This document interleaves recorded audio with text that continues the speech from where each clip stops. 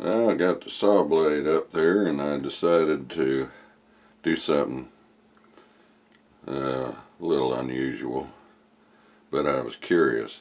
You may be able to see these bands of corrosion in there, and as I run my finger across it, I can feel it was etched. It actually etched in some bands in there, I guess, as the water was evaporating.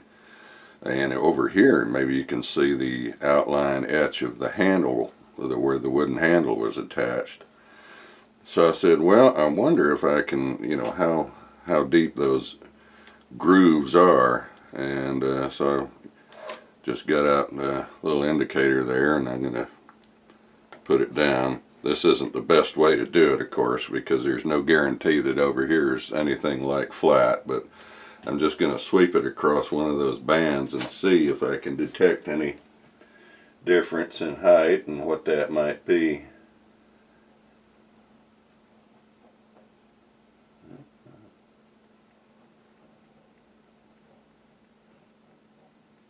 Oh, I may be getting half a thousandths, if that. Hard to tell. This dial only reads in thousandths, so I'm not going to get out my test indicator and put it on there. That would be a little ridiculous. It'd be more accurate because it goes down to 10 thousandths, but at least I know it isn't a huge mountain to climb. So let me set this aside and we'll get to work here. Put a little water on it. Actually, I don't know if you can see it over here. It's a little shinier. I was working at it with a diamond flat just to see what it would do in comparison to what we're about to see here with the little pad. And we get dig out some compound, put it on there, spread it out. We'll see trying to remove the dark oxide area. Alrighty, that ought to be enough.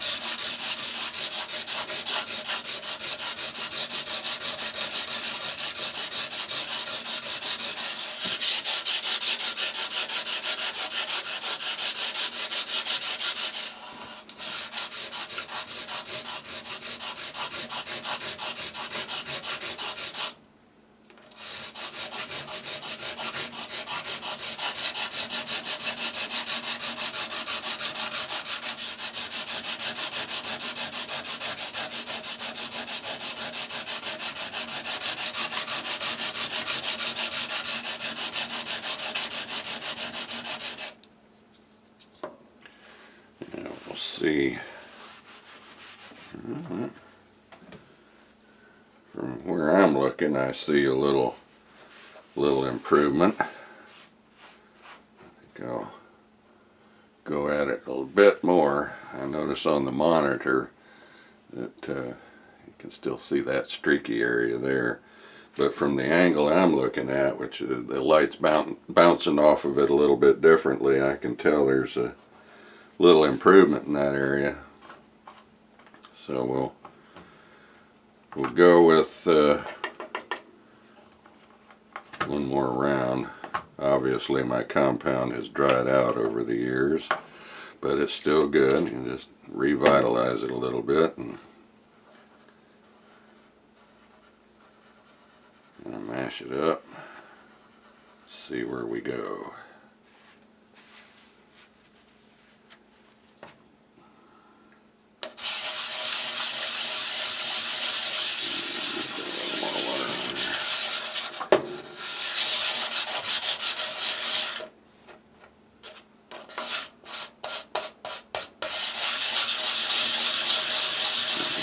here and see what that does.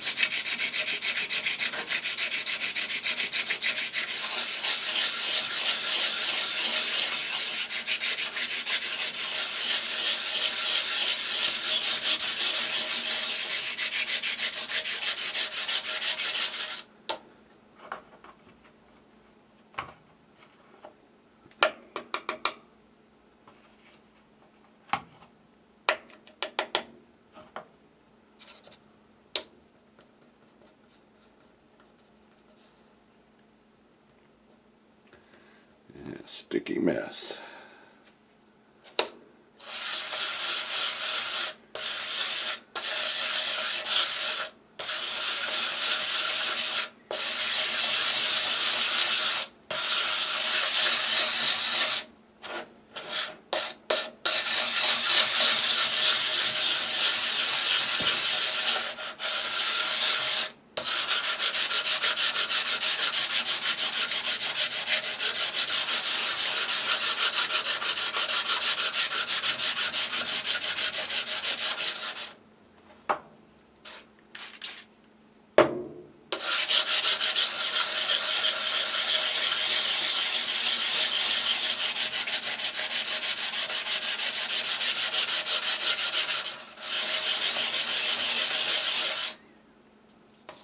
Right.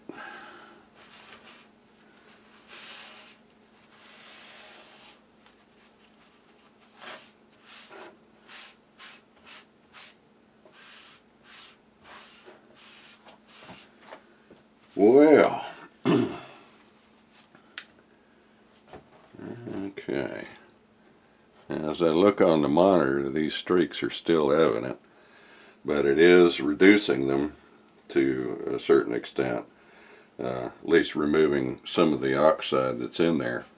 Of course, these little points, even though they're small, they can't get down into the tiniest pits, but there are some areas on this blade where it's etched like a pattern, and it extends over, you know, a fairly decent area, so it is able to get down and at that level of detail. But as far as the deep pits go and some of this etching, not doing much to it. So decent enough for removing the surface rust, which is what I hoped it would do, but I also was thinking it might be a little bit better at smoothing the surface out. But and I guess you know it would work after you spent hours and hours and hours rubbing away, but that's not where I'm at. So I think what I will do is continue on with probably the diamond flat, and I'll show you what I'm using. This is just one of the cheap old Harbor Freight diamond flats, and I'm just running it across there, and that's smoothing out some of those ridges.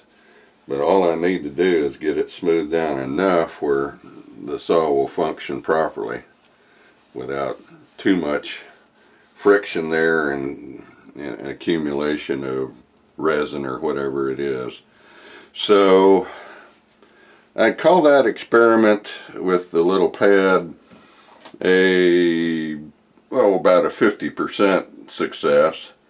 100% if you're an optimist and you're just trying to get the loose rust off.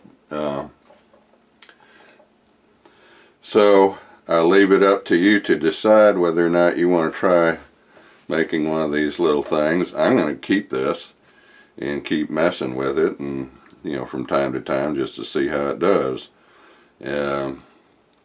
Anyway, that's about all for this video.